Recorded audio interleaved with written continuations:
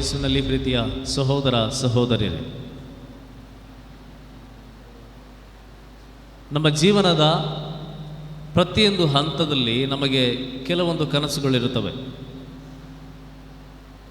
ಬಾಲ್ಯದಲ್ಲಿ ಮಕ್ಕಳಿಗೆ ಇರುವ ಕನಸುಗಳೇನು? ಮಕ್ಕಳು ನನಗೆ ತನ್ನದೇ ಆದ ಒಂದು ಬ್ಯಾಗ್ ಇರಬೇಕು, ಸ್ಕೂಲ್ ಬ್ಯಾಗ್ ಇರಬೇಕು ಅಂತ ಅವರ ಆಸೆ, ಅವರ ಕನಸು. ಅದು ಅವರ ಅಣ್ಣಂದು ಅಕ್ಕಂದು ಅದು ಆಗೋದಿಲ್ಲ. ಅವರಿಗೆ ಅವರದೇ ಆದ ಒಂದು ಬ್ಯಾಗ್ ಬೇಕು, ಅವರದೇ ಆದ ಒಂದು ಪೆನ್ ಬೇಕು, ಅವರದೇ ಆದ ಪುಸ್ತಕಗಳು ಬೇಕು. ಅದೇ ರೀತಿ ಇತ್ತೀಚಿನ ದಿನಗಳಲ್ಲಿ ಅವರದೇ ಆದ ಒಂದು ಮೊಬೈಲ್ ಬೇಕು. ಹಾಗೆಯೇ ಯೌವನದಲ್ಲಿ ಇರುವಂತಹ ಕನಸುಗಳೇನು? ಯೌವನದಲ್ಲಿ ಅನೇಕರಿಗೆ ತನ್ನದೇ ಆದ ಒಂದು ಗಾಡಿ ಬೇಕು, ತನ್ನದೇ ಆದ ಬ್ಯಾಂಕ್ ಬ್ಯಾಲೆನ್ಸ್ ಬೇಕು. ಹಾಗೆಯೇ ಯೌವನದಲ್ಲಿ ತನ್ನದೇ ಆದ ಒಂದು ಸ್ವತಂತ್ರ ಜೀವನ ಬೇಕು ಅನ್ನುವಂತಹ ಆಸೆ ಇರುತ್ತೆ, ಆ ಕನಸು ಇರುತ್ತೆ. ಮದುವೆಯಾಗುವವರು ಕೂಡ ಇಂಥದ್ದೇ ಒಂದು ಕನಸನ್ನು ಕಂಡಿರ್ತಾರೆ. ನನ್ನದೇ ಆದ ಒಂದು ಕುಟುಂಬ ಇರಬೇಕು, ನನ್ನದೇ ಆದ ಪ್ರತ್ಯೇಕ ಮನೆ ಇರಬೇಕು, ಇದು ಅವರ ಕನಸು. ಆದರೆ ವೃದ್ಧಾಪ್ಯದಲ್ಲಿ ಅನೇಕರು ಮಕ್ಕಳು ಎಲ್ಲಿದ್ದರೂ ಪರವಾಗಿಲ್ಲ, ಅವರು ಸುಖವಾಗಿರಲಿ ಅನ್ನುವ ಒಂದು ಆಸೆಯನ್ನು, ಕನಸನ್ನು ಕಂಡಿರ್ತಾರೆ. ಇಂತಹ ಒಂದು ಕನಸು ದೇವರಿಗೂ ಬರಬಹುದೇ? ದೇವರಲ್ಲೂ ಕೂಡ ಇಂಥ ಒಂದು ಕನಸು ಇರಬಹುದಾ? ಈ ಕಲ್ಪನೆಯನ್ನು ನಾವು ಮಾಡ್ಕೊಳ್ಬಹುದಾ? ಖಂಡಿತವಾಗಿ ಮಾಡ್ಕೋಬಹುದು. ಯಾಕೆಂದರೆ ಇವತ್ತಿನ ವಿಮೋಚನಾ ಕಾಂಡದ 19ನೇ ಅಧ್ಯಾಯದಲ್ಲಿ ನಾವು ಓದಿದ್ದೇವೆ.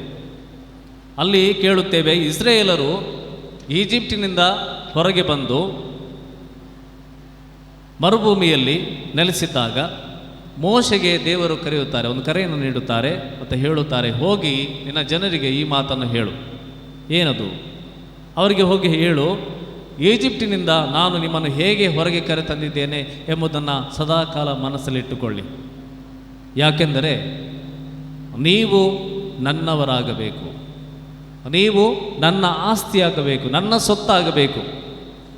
ಆದ್ದರಿಂದ ಅನೇಕ ಪವಾಡಗಳನ್ನು ಮಾಡಿ ಮೋಶೆಯ ಮುಖಾಂತರ ನಿಮ್ಮನ್ನು ಈಜಿಪ್ಟಿನಿಂದ ಹೊರಗೆ ಕರೆತಂದಿದ್ದೇನೆ. ಅದೇ ರೀತಿ ನಿಮ್ಮನ್ನು ಒಂದು ಹೊಸ ನಾಡಿಗೆ ಕರೆದುಕೊಂಡು ಹೋಗ್ತಾ ಇದ್ದೇನೆ, ಅಲ್ಲಿ ನಿಮ್ಮ ಜೀವನವನ್ನು ಯಶಸ್ಸುಗೊಳಿಸ್ತಾ ಇದ್ದೇನೆ. ಆದ್ದರಿಂದ ನೀವು ಇದನ್ನು ನೆನಪಿಟ್ಟುಕೊಳ್ಳಿ, ನೀವು ನನ್ನ ಸೊತ್ತಾಗಿದ್ದೀರಿ, ನನ್ನ ಸ್ವಂತ ಆಸ್ತಿಯಾಗಿದ್ದೀರಿ. ಪ್ರೀತಿಯ ಸಹೋದರ ಸಹೋದರಿ, ಇದು ಸರ್ವೇಶ್ವರನ ಕನಸು. ಇದು ಸುಮ್ಮನೆ ಒಂದು ಕನಸಲ್ಲ, ಇದು ವಾಸ್ತವ ಕೂಡ, ಸತ್ಯ ಕೂಡ. ಸರ್ವೇಶ್ವರ ಏನು ಕನಸನ್ನು ಕಂಡಿದ್ದಾರೋ ಆ ಕನಸು ನನಸಾಗ್ತಾ ಇದೆ. ಅದು ನನ್ನಲ್ಲಿ ನಿಮ್ಮಲ್ಲಿ ಕೂಡ ನನಸಾಗ್ತಾ ಇದೆ. ಈ ಕನಸನ್ನು ನಾವು ಯಾವತ್ತೂ ಅಲ್ಲಗಳೆಯಲು ಸಾಧ್ಯವಿಲ್ಲ. ನಾವೆಲ್ಲರೂ ಆ ಸರ್ವೇಶ್ವರನ ಆಸ್ತಿ ಆಗಿರಬೇಕು ಎನ್ನುವುದೇ ಸರ್ವೇಶ್ವರನ ಕನಸು. ಆಸ್ತಿ ಅಂದ ಮೇಲೆ ನಾವೇನು ಮಾಡುತ್ತೇವೆ? ನಮಗೊಂದು ಆಸ್ತಿ ಇದ್ದರೆ ಅಥವಾ ಒಂದು ತೋಟ ಜಮೀನಿದ್ದರೆ ನಾವೇನು ಮಾಡುತ್ತೇವೆ? ನಾವು ಅದನ್ನು ರಕ್ಷಣೆ ಮಾಡುತ್ತೇವೆ, ಅದನ್ನು ಪೋಷಣೆ ಮಾಡುತ್ತೇವೆ. ಹೇಗೆ? ಒಂದು ಬೇಲಿಯನ್ನು ಹಾಕ್ತೇವೆ. ಯಾಕೆಂದರೆ ಯಾರು ಕೂಡ ಒಳಗೆ ನುಸುಳಬಾರದು, ಜಾನುವಾರುಗಳು ಒಳಗೆ ಬರಬಾರದು, ದುಷ್ಕರ್ಮಿಗಳು ಯಾವುದೇ ರೀತಿಯಲ್ಲಿ ಅನ್ಯಾಯವನ್ನು ಮಾಡಬಾರದು. ಆದ್ದರಿಂದ ನಮ್ಮ ಜಮೀನಿಗೆ, ನಮ್ಮ ತೋಟಕ್ಕೆ, ನಮ್ಮ ಆಸ್ತಿಗೆ ಒಂದು ಬೇಲಿಯನ್ನು ಹಾಕ್ತೇವೆ. ಆ ರೀತಿಯಾಗಿ ನಾವು ಪೋಷಣೆ ಮಾಡ್ತೇವೆ, ರಕ್ಷಣೆಯನ್ನು ಕೊಡುತ್ತೇವೆ. ಆದರೆ ನಾವು ದೇವರ ಸೊತ್ತಾಗಿರಬೇಕಾದರೆ, ನಾವು ದೇವರ ಆಸ್ತಿ ಆಗಿರಬೇಕಾದರೆ ದೇವರು ಯಾವ ರೀತಿಯನ್ನು ಬೇಲಿಯನ್ನು ಹಾಕುತ್ತಾರೆ? ಯಾವ ರೀತಿಯಾಗಿ ನಾವು ದೇವರ ಸೊತ್ತಾಗಿ ಸದಾಕಾಲ ಇರಬಹುದು? ದೇವರ ಆಸ್ತಿಯಾಗಿ ಸದಾಕಾಲ ನಾವು ಹೇಗಿರಬಹುದು? ಇದನ್ನು ಸಂತ ಪೌಲರು ನಮಗೆ ಹೇಳುತ್ತಾರೆ. ನೀವು ದೇವರ ಆಸ್ತಿಯಾಗಿ ಇರಬೇಕಾದರೆ, ಇವತ್ತಿನ ಮೊದಲನೇ ವಾಚನದಲ್ಲಿ ನಾವು ಕೇಳುತ್ತೇವೆ, ನೀವು ದೇವರ ಆಸ್ತಿಯಾಗಿ ಇರಬೇಕಾದರೆ ನನ್ನ ಮಾತನ್ನು ಶ್ರದ್ಧೆಯಿಂದ ಆಲಿಸಬೇಕು ಮತ್ತು ಅದನ್ನು ಪಾಲಿಸಬೇಕು. ನೀವು ದೇವರ ಆಸ್ತಿಯಾಗಿ ಉಳಿಯಬೇಕಾದರೆ ದೇವರ ಮಾತನ್ನು ಸದಾಕಾಲ ಆಲಿಸಬೇಕು, ಅದನ್ನು ಪಾಲಿಸಬೇಕು. ಈ ಮಾತನ್ನು ನಂಬಬಹುದಾ? ಈ ದೇವರ ವಾಕ್ಯವನ್ನು ನಂಬಬಹುದಾ? ಅಥವಾ ನಾವು ಮೋಸ ಹೋದರೆ ಏನಾಗ್ಬೋದು? ಸಂತ ಪೌಲರು ಹೇಳುತ್ತಾರೆ, ನೀವು ಮೋಸಗೊಳ್ಳಲಾರಿರಿ. ದೇವರ ವಾಕ್ಯವನ್ನು ಯಾರು ಕೇಳುತ್ತಾರೋ, ಆಲಿಸುತ್ತಾರೋ, ಅದನ್ನು ಪಾಲಿಸುತ್ತಾರೋ ಅವರು ಮೋಸ ಹೊಂದಲಾರರು. ಯಾಕೆಂದರೆ ಸಂತ ಪೌಲರು ಒಂದು ಉದಾಹರಣೆಯನ್ನು ಕೊಡುತ್ತಾ ಹೇಳುತ್ತಾರೆ, ಯೇಸು ಕ್ರಿಸ್ತರನ್ನೇ ನೋಡಿ, ಯೇಸು ಕ್ರಿಸ್ತರನ್ನು ನೋಡಿ. ಅವರು ದೇವರ ಪುತ್ರರಾಗಿದ್ದರೂ ಕೂಡ ಮನುಷ್ಯರಾಗಿ ಬಂದು ಜನಿಸಿ ದೇವರ ಮಾತಿಗೆ ವಿಧೇಯರಾದರು. ಆ ವಿಧೇಯತೆಯಿಂದ ಅವರಿಗೆ ಇವತ್ತಿನ ದಿನ ಉನ್ನತ ಸ್ಥಾನವನ್ನು ಕೊಡಲಾಗಿದೆ. ಹಾಗೆಯೇ ನಿಮಗೆಲ್ಲರಿಗೂ ಕೂಡ ಯಾರು ದೇವರ ವಾಕ್ಯವನ್ನು ಆಲಿಸುತ್ತಾರೋ, ಅದನ್ನು ಪಾಲಿಸುತ್ತಾರೋ ಅವರೆಲ್ಲರಿಗೂ ಕೂಡ ಅವರು ಮೋಸ ಹೋಗಲಾರರು. ಬದಲಾಗಿ ಅವರಿಗೂ ಕೂಡ ಶ್ರೀರಕ್ಷೆ ಕೊಡಲಾಗುವುದು. ಪ್ರೀತಿಯ ಸಹೋದರ ಸಹೋದರಿಯರೇ, ಯೇಸು ಕ್ರಿಸ್ತರ ಈ ಉದಾಹರಣೆಯನ್ನು ನೀಡುತ್ತಾ ಸಂತ ಪೌಲರು ನಮಗೆ, ನೀವು ದೇವರ ಆಸ್ತಿಯಾಗಿ ಉಳಿಯಬೇಕಾದರೆ ದೇವರು ಕೂಡ ನಿಮಗೆ ರಕ್ಷಣೆಯನ್ನು ನೀಡುತ್ತಾರೆ, ಶ್ರೀರಕ್ಷೆಯಾಗಿ ಇರುತ್ತಾರೆ ಎನ್ನುವ ಮಾತನ್ನು ಕೂಡ ಹೇಳುತ್ತಾರೆ. ಹೇಗೆ, ಯಾವ ರೀತಿಯಾಗಿ ಆ ಶ್ರೀರಕ್ಷೆ ನಮಗೆ ದೊರಕುತ್ತದೆ? ದೇವರು ಅಬ್ರಹಾಮನಿಗೆ ಹೇಳಿದರು, ನಾನು ನಿನ್ನ ಸಂತತಿಯನ್ನು ಅಸಂಖ್ಯಾತವಾಗಿ ಮಾಡುತ್ತೇನೆ, ಮಾರ್ಪಾಡು ಮಾಡುತ್ತೇನೆ. ಅದೇ ರೀತಿ ನಾನು ನಿನ್ನ ಜೊತೆಗೆ ನಡೆಯುತ್ತೇನೆ. ನಿನ್ನ ಜನರು ನನ್ನ ಜನರಾಗುವರು, ಹಾಗೂ ನಾನು ನಿನ್ನ ದೇವರಾಗುವೆನು. ಈ ಮಾತನ್ನು ಅಬ್ರಹಾಮನಿಗೆ, ಅದೇ ರೀತಿ ಅವನ ಮಕ್ಕಳಾದ ಇಸಾಕನಿಗೆ, ಜಾಕೋಬನಿಗೆ, ಅದೇ ರೀತಿ ಮುಂದುವರೆದು ಇಡೀ ಇಸ್ರಾಯೇಲ್ ಜನತೆಗೆ ದೇವರು ಇದನ್ನೇ ಹೇಳುತ್ತಾರೆ, ನನ್ನ ಕನಸು ನೀವೆಲ್ಲರೂ ನನ್ನ ಸೊತ್ತಾಗಿರಬೇಕು. ಈ ಪ್ರಪಂಚದಲ್ಲಿ ಅನೇಕ ಜನಾಂಗಗಳಿವೆ, ಅನೇಕ ಜನರಿದ್ದಾರೆ, ಲಕ್ಷಾಂತರ ಕೋಟ್ಯಾಂತರ ಜನರಿದ್ದಾರೆ. ಆದರೆ ನೀವು ಮಾತ್ರ ನಾನು ನಿಮ್ಮನ್ನು ಆರಿಸಿಕೊಂಡಿದ್ದೇನೆ, ನೀವು ನನ್ನನ್ನು ಆರಿಸಿಕೊಂಡಿಲ್ಲ, ನಾನು ನಿಮ್ಮನ್ನು ಆರಿಸಿಕೊಂಡಿದ್ದೇನೆ. ಯಾಕೆಂದರೆ ನೀವು ನನ್ನ ಸೊತ್ತಾಗಿರಬೇಕು, ಬೇರೆಯವರ ಸೊತ್ತಾಗುವುದಲ್ಲ, ನೀವು ನನ್ನ ಸೊತ್ತಾಗಿರಬೇಕು. ಎಷ್ಟರವರೆಗೆ ನಾವು ದೇವರ ವಾಕ್ಯವನ್ನು ಆಲಿಸಿ ಪಾಲಿಸುತ್ತೇವೋ ಅಷ್ಟರವರೆಗೆ ನಾವು ದೇವರ ಸೊತ್ತಾಗಿ ಇರುತ್ತೇವೆ. ಎಷ್ಟರವರೆಗೆ ದೇವರ ಮಾತನ್ನು, ದೇವರ ವಾಕ್ಯವನ್ನು ಆಲಿಸಿ ಪಾಲಿಸುತ್ತೇವೋ ಅಲ್ಲಿಯ ತನಕ ನಾವು ದೇವರ ಸೊತ್ತಾಗಿಯೇ ಉಳಿಯುತ್ತೇವೆ. ಯಾವತ್ತು ನಾವು ದೇವರ ವಾಕ್ಯವನ್ನು, ಮಾತನ್ನು ಕೇಳದೆ, ಆಲಿಸದೆ, ಅದನ್ನು ಪಾಲಿಸದೇ ಇದ್ದರೆ ಅಂದಿನ ದಿನ ಆ ಶ್ರೀರಕ್ಷೆ, ದೇವರು ನಮಗೆ ನೀಡಿದಂಥ ಶ್ರೀರಕ್ಷೆ ನಮ್ಮಿಂದ ಹೋಗುತ್ತೆ. ಇದನ್ನು ನಾವು ಕಟ್ಟುಕತೆಯಾಗಿ ತೆಗೆದುಕೊಳ್ಳುವುದು ಬೇಡ.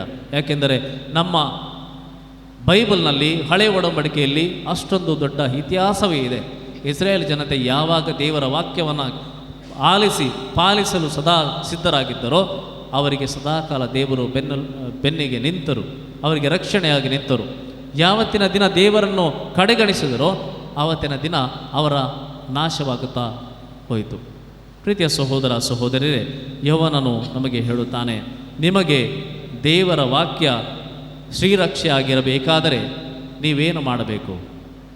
ಒಂದೇ ಒಂದು ಕೆಲಸ ನೀವು ಮಾಡಬೇಕು. ಅದೇನೆಂದರೆ ಯೋಹಾನ ಹೇಳಿದಂತೆ ಅಧ್ಯಾಯ 15ರಲ್ಲಿ, ನಾನು ನಿಮ್ಮನ್ನು ಪ್ರೀತಿಸಿದ ಹಾಗೆ ನೀವು ಒಬ್ಬರನ್ನೊಬ್ಬರು ಪ್ರೀತಿಸಬೇಕು. ದೇವರ ಶ್ರೀರಕ್ಷೆ ಇರುವುದು ಈ ವಾಕ್ಯದಲ್ಲಿ, ಬೇರೆ ಎಲ್ಲೂ ಅಲ್ಲ. ನಾನು ನಿಮ್ಮನ್ನು ಹೇಗೆ ಪ್ರೀತಿಸಿದ್ದೇನೋ ಅದೇ ರೀತಿ ನೀವು ಒಬ್ಬರನ್ನೊಬ್ಬರು ಪ್ರೀತಿಸಿದರೆ ಅದೇ ನಿಮಗೆ ಶ್ರೀರಕ್ಷೆ. ನಿಮ್ಮನ್ನು ಯಾರೂ ಅಳಿಸಲಾರರು, ನಿಮ್ಮನ್ನು ಯಾರೂ ನಾಶಗೊಳಿಸಲಾರರು. ಯಾಕೆಂದರೆ ನಿಮ್ಮಲ್ಲಿ ಆ ಪ್ರೀತಿ ಇದೆ. ಯೇಸು ಕ್ರಿಸ್ತರನ್ನು ಅಳಿಸಿದ್ದಾರೆ, ಯೇಸು ಕ್ರಿಸ್ತರನ್ನು ನಾಶ ಮಾಡಿದ್ದಾರೆ. ಆದರೆ ಅವರ ಪ್ರೀತಿಯನ್ನು ನಾಶ ಮಾಡಲು ಇಂದಿಗೂ ಸಾಧ್ಯ ಆಗಿಲ್ಲ, ಮುಂದಿಗೂ ಸಾಧ್ಯ ಆಗೋದಿಲ್ಲ. ಮದರ್ ತೆರೇಸಾ ಅನ್ನುವಂತಹ ಆ ಮಹಾಮಾತೆ ಅವರು ಇಂದು ಅಳಿದು ಹೋಗಿದ್ದಾರೆ, ಅವರು ನಮ್ಮ ಜೊತೆ ಇಲ್ಲ. ಆದರೆ ಅವರ ವಾತ್ಸಲ್ಯ, ಅವರ ಪ್ರೀತಿ ಇವತ್ತಿಗೂ ಮುಂದೆಂದಿಗೂ ಸದಾಕಾಲ ಉಳಿಯುತ್ತೆ. ಅವರ ಹೆಸರು ಇತಿಹಾಸದ ಪುಟಗಳಲ್ಲಿ ಇದೆ, ಅದು ಮುಂದಿಗೂ ಉಳಿಯುತ್ತೆ. ಯಾಕೆಂದರೆ ಅವರು ಈ ಜಗತ್ತಿಗೆ ನೀಡಿದ್ದು ಪ್ರೀತಿಯನ್ನು ಮಾತ್ರ. ಆ ಪ್ರೀತಿ ಎಂಬ ಶ್ರೀರಕ್ಷೆ ಅವರಲ್ಲಿತ್ತು. ಆದ್ದರಿಂದ ಯಾರು ಕೂಡ ಮದರ್ ತೆರೇಸರವರನ್ನು ನಾಶ ಮಾಡಲು ಸಾಧ್ಯವಿಲ್ಲ, ಅವರ ಪ್ರೀತಿಯನ್ನು ನಾಶ ಮಾಡಲು ಸಾಧ್ಯವಿಲ್ಲ. ಏನೆಲ್ಲ ಕಷ್ಟಗಳು ಬಂದರೂ ಕೂಡ ಅವರು ನೀಡಿದ ವಾತ್ಸಲ್ಯವನ್ನು ಮರೆಯಲು ಸಾಧ್ಯವಿಲ್ಲ, ಅವರ ಪ್ರೀತಿಯನ್ನು ಯಾರೂ ಅಳಿಸಲು ಸಾಧ್ಯವಿಲ್ಲ.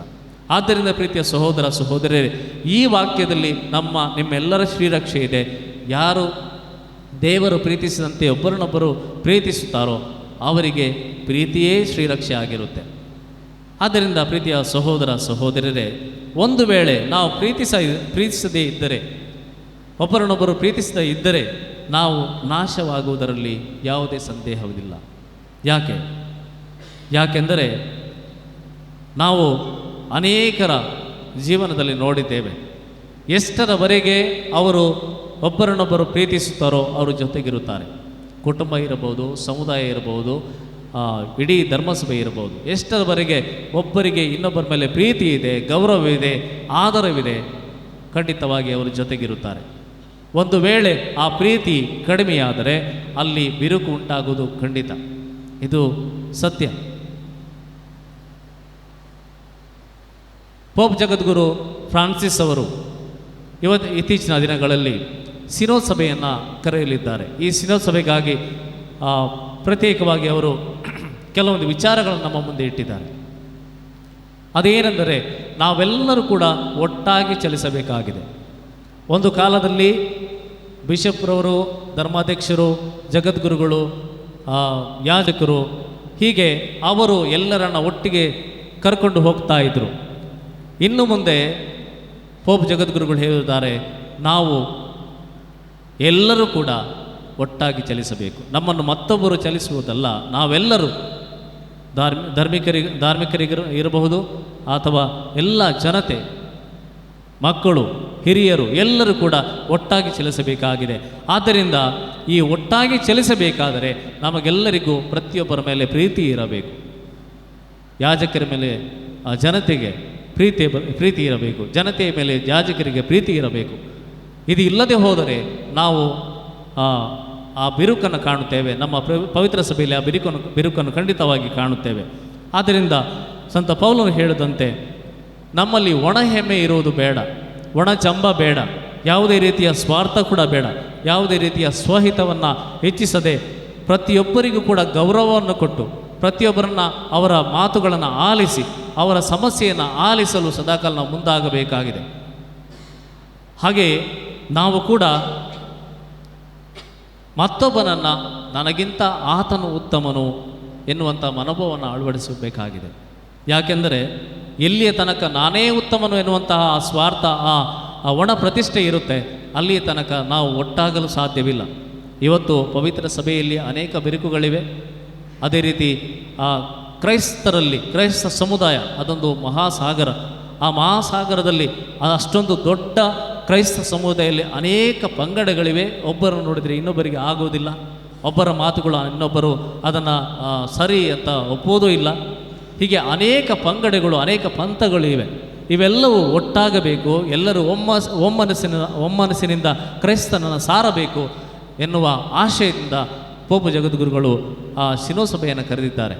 ಪ್ರೀತಿಯ ಸಹೋದರ ಸಹೋದರರೇ, ನಾವು ಮಾಡಬೇಕಾದ್ದು ಒಂದೇ, ನಾವು ಯಾರನ್ನೋ ಹಿಂಬಾಲಿಸ್ತಾ ಇಲ್ಲ, ಯೇಸು ಕ್ರಿಸ್ತರನ್ನು ಹಿಂಬಾಲಿಸ್ತಾ ಇದ್ದೇವೆ. ಯೇಸು ಕ್ರಿಸ್ತರ ಆಸ್ತಿಯಾಗಿದ್ದೇವೆ, ಯೇಸು ಕ್ರಿಸ್ತರ ಸೊತ್ತಾಗಿದ್ದೇವೆ. ನಾವು ಯಾರ್ಯಾರೋ ಸೊತ್ತ ಅಲ್ಲ. ಆದ್ದರಿಂದ ನಾವು ಮಾಡಬೇಕಾದದ್ದು ಏನು? ಕೆಲವು ಅಂಶಗಳು. ಒಂದು, ಪ್ರಥಮವಾಗಿ ಎಲ್ಲರಿಗಾಗಿ ಪ್ರಾರ್ಥಿಸಬೇಕು. ಎಲ್ಲರಿಗಾಗಿ ಪ್ರಾರ್ಥಿಸಬೇಕು. ಯಾಜಕರು ಜನತೆಗಾಗಿ ಪ್ರಾರ್ಥಿಸಬೇಕು, ಜನತೆ ಯಾಜಕರಿಗಾಗಿ, ಧಾರ್ಮಿಕರಿಗಾಗಿ ಪ್ರಾರ್ಥಿಸಬೇಕು. ಸದಾಕಾಲ ಪ್ರಾರ್ಥಿಸ್ತಾನೆ ಇರಬೇಕು. ಅದೇ ರೀತಿ ಇನ್ನೊಬ್ಬರ ಬಗ್ಗೆ ಒಳಿತನ್ನು ಮಾತಾಡಬೇಕು. ಅನೇಕ ಸಲ ನಮ್ಮಲ್ಲೇ ಒಳಿತು ಮಾಡಿದ್ದನ್ನು ಕಾಣಲು ನಮಗೆ ಸಾಧ್ಯವಾಗುವುದಿಲ್ಲ. ಒಳಿತು ಮಾಡುವವರ ಬಗ್ಗೆ ಒಳಿತನ್ನು ಮಾತಾಡಲು ಕೂಡ ನಮಗೆ ಸಾಧ್ಯ ಆಗ್ತಾ ಇಲ್ಲ. ಇನ್ನೊಬ್ಬರು ಮಾಡಿದ ಒಳಿತನ್ನು ಕಂಡು ಕೂಡ ಸುಮ್ಮನಾಗುವವರಿದ್ದೇವೆ.